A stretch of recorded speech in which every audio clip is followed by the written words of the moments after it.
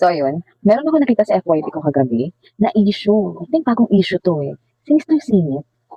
And I'm pretty sure na marami nang nakakaalam dun kay Mr. Singit and mga friend ko. Nawindang talaga ako kay Koya, Diyos ko. I can't imagine na may ganong lalaki pala. At take note, sa hindi pa kagwapuhan nanggaling. Mali-mali. Hindi talaga gwapo.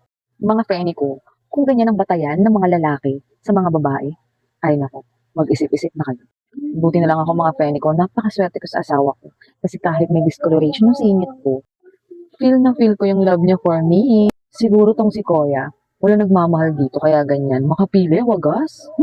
Sana Koya, bago ka nagbuga ng salita, naisip mo sana na iayon man lang sa itsura. And kung ako naman, yung maputi ang singit na pinapangarap niya, sa palagay mo Koya, papatulang kita. Pero seryoso, may mga lalaki pa ba na ganun yung batayan nila sa isang babae? Kailangan maputi yung singit? Kasi, ngayon lang talaga ako nakarinig na issue na ganyan. Yung parang standard nila sa babae, isa sa mga standard siguro nila is maputi yung singit. Parang ang sarap tuloy tanongin ni Kuya, no? Kung maligaya pa ba siya sa buhay niya.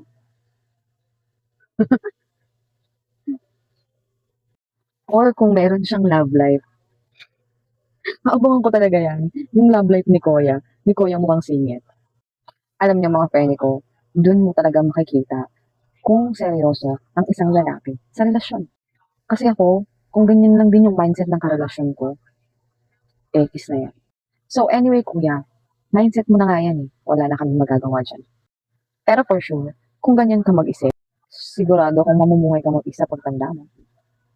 So ayun lang mga friend ko, I just wanna share my opinion lang about Mr. Singit. And kung meron kayong gustong pa-story time sa akin, comment lang kayo dyan. Bye! That's all! Salamat!